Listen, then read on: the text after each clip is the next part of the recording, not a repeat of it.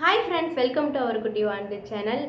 April 23 பார்த்தீங்கன்னா election நடந்துச்சு. தமிழ்நாட்டோட சட்டமன்ற தேர்தல் நடந்துச்சு. இதில் பார்த்தீங்கன்னா பல கட்சிகள் போட்டிட்டுச்சு. அதில் புதுசாக கட்சி ஆரம்பித்து புதுசாக பிரச்சாரம் போய் சினிமா துறையிலேருந்து வந்த நம்ம தளபதி விஜய் அண்ணா பார்த்தீங்கன்னா ரொம்ப அபாரமாக வெற்றி பெற்றிருக்கிறாங்க. இந்த வெற்றியை சில பேரால் ஏற்றுக்கவே முடியலன்னு வச்சுக்கோங்களேன். ஏன்னா மிகப்பெரிய கட்சி அப்படின்னு சொல்லக்கூடிய டிஎம்கே 75 வருஷ கட்சி அப்படின்ட்டு சொல்லுவாங்க. அந்த கட்சி, ஏடிஎம்கே கட்சி, இது எல்லாத்தையும் தூக்கி போட்டுட்டு தனி ஒரு ஆளாக எந்த ஒரு கூட்டணியுமே இல்லாமல் புதுசாக கட்சி ஆரம்பித்து பிரச்சாரம் போய் மக்களோட மனசில் இடம் பிடிச்சி நம்பிக்கையை வர வச்சு மக்கள் எல்லாம் நம்பி ஓட்டு போட்டிருக்கிறாங்க. இந்தியாவோட வரலாற்றுலேயே இந்த மாதிரி ஒரு வாக்கு சதவீதம் எங்கேயுமே வந்தது கிடையாது. தனி ஒரு நபராக நின்று எந்த ஒரு கூட்டணியுமே இல்லாமல் பார்த்துக்கோங்க. 35% கிட்டத்தட்ட ஓட்டு வாங்கிட்டுறாங்க. இதில் சொல்லப்போனால் 1.25 கோடி வாக்குகள் விஜய் அண்ணாக்கு இப்போ வந்திருக்கு. ரொம்ப சந்தோஷமாக இருக்குது. ஏன்னா மே 4 அன்னைக்கு எல்லாருமே ரிசல்ட்டுக்கோசரம் தான் வெயிட் பண்ணிட்டு இருந்தாங்க. யாரும் அந்த அளவுக்கு வெயிட் பண்ணியிருக்க மாட்டாங்க. இந்த முறை விஜய் அண்ணா நிற்கிறதுனால ரொம்ப எல்லாமே எக்ஸைட்டடாக இருந்தாங்க, எப்படி வருவாங்கன்னு சொல்லிட்டு.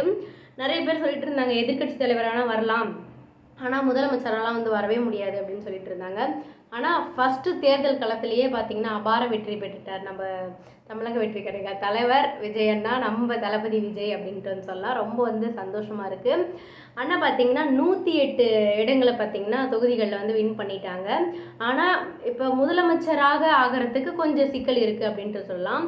ஏன்னா பெரும்பான்மை அப்படின்னுவாங்க.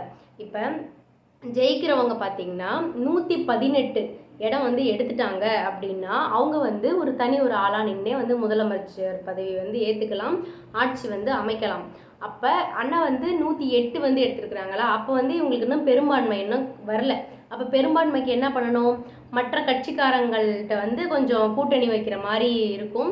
ஸோ அந்த பேச்சுவார்த்தை தான் இன்றைக்கி போய்கிட்டு இருக்கு. நிறையா கட்சிகள் பேச்சுவார்த்தை நடத்திட்டு இருக்காங்க. அண்ணா கூட காங்கிரஸ் கட்சியிலேருந்து பேச்சுவார்த்தை நடத்திருக்கிறாங்க. ஏன்னா ராகுல் காந்திலாம் டைரெக்டாகவே ஃபோன் பண்ணி பேசினதா அப்படின்லாம் நியூஸ் வந்துட்டுருக்கு. எந்தெந்த கட்சிக்காரங்கள்ட்ட எத்தனை சீட் இருக்குது அப்படின்னு சொல்லிட்டு பார்க்கலாம். மேக்ஸிமம் 3 சீட்டு 3 கட்சிக்காரங்க கூட கூட்டணி வச்சுட்டா அண்ணாவுக்கு பெரும்பான்மை கிடச்சிரும். முதலமைச்சராக அவங்களோட ஆட்சியை அவங்க அமைக்கலாம்னு சொல்கிறாங்க. இப்போ எந்தெந்த கட்சியில் யார் யாருக்கிட்ட எத்தனை சீட் இருக்குன்னு சொல்லிட்டு நம்ம பார்க்கலாம்.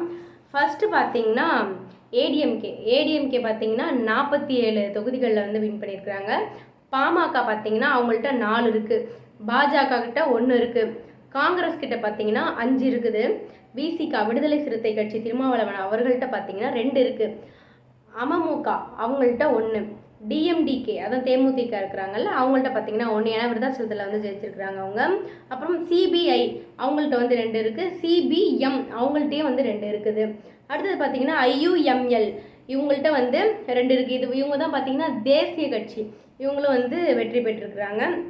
இந்த காங்கிரஸ் கிட்டேயும் ஐயுஎம்எல் கிட்டேயும் பேச்சுவார்த்தை நடந்துட்டுருக்குன்னு சொல்லிட்டு இருந்தாங்க. இப்போ பார்த்தீங்கன்னா சிபிஐ கிட்டேயும் சிபிஐஎம் கிட்டேயும் பேச்சுவார்த்தை நடந்துட்டுருக்கு அப்படின்னு சொல்லியிருக்கிறாங்க.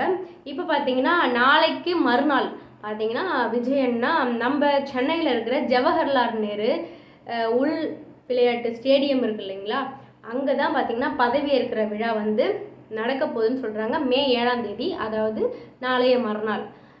சொல்லப்போனால் வியாழக்கிழமை அண்ணா பதவி ஏற்கிறாங்க அப்படின்னு சொல்லியிருக்கிறாங்க. ரொம்ப ஹாப்பியாக இருக்குது. இந்த பக்கம் ரொம்ப ஹாப்பியாக இருக்குது. இப்போ தலைமை செயலகம் அங்கே தானே போயிட்டு இப்போ முதலமைச்சராக பதவி ஏற்றதுக்கப்புறம் ஃபஸ்ட்டாக போகிற இடமே தலைமை செயலகத்தை போய் இந்த சீட்டில் உட்கார்றது தான். இப்போ முன்னாள் முதலமைச்சர்னு சொல்லலாம் மு.க. ஸ்டாலின் இருக்கிறாங்க இல்லைங்களா, அவங்களோட படங்கள் அங்கே இருக்கிற புகைப்படங்கள் எல்லாமே இப்போ அங்கேருந்து அதை அகற்றிக்கிட்டு இருக்காங்க. ஏன்னா புதுசாக ஒரு ஆட்சி அமைய போகுதுங்கிற பட்சத்தில் அதெல்லாம் எடுத்துகிட்டு இருப்பாங்க. ஸோ அதெல்லாம் பார்க்க நியூஸில் போட்டாங்க, அதெல்லாம் பார்த்துட்ருக்கோம். அது மட்டும் இல்லாமல் கொளத்தூர் அப்படிங்கிறது பார்த்திங்கன்னா மு.க. ஸ்டாலின் அவர்களோட கோட்டை அப்படின்ட்டு சொல்லுவாங்க. இந்த மக்கள் அங்கே தான் 3 முறையாக அவர் வெற்றியை மட்டும்தான் அங்கே கண்டிருக்கிறாரு. ஆனால் இந்த முறை முதலமைச்சரே அவரோட தொகுதியிலே தோத்தது மக்களால் ஏற்றுக்கவே முடியல. நிறைய ஜேர்னலிஸ்ட்லாம் சொல்கிறாங்க இது எப்படி ஆச்சு அப்படின்னு ஏற்றுக்கவே முடியலன்னு சொல்லிட்டு. அவ்வளோ வருத்தங்கள் முதலமைச்சர் வச்சுருந்தாலுமே மு.க. ஸ்டாலின் வச்சுருந்தாலுமே இன்றைக்கி பார்த்தீங்கன்னா அவர் தோல்வி அடைந்த அதுக்கு முன்னாடி வென்ற அந்த கொளத்தூர் தொகுதிக்கு மக்களை சந்திச்சிருக்கிறாரு. அப்போ பார்த்தீங்கன்னா இந்த டைமு கொளத்தூர் தொகுதியில் வந்து போட்டியிட்ட சேகர் பாபு பார்த்தீங்கன்னா அவங்களாம் அழுதுருக்குறாங்க. நிறைய தொண்டர்கள் எல்லாமே வந்து அவரை வரவேற்றிருக்கிறாங்க. அதுவும் கண்ணீரோடு வந்து வரவேற்றிருக்கிறாங்க.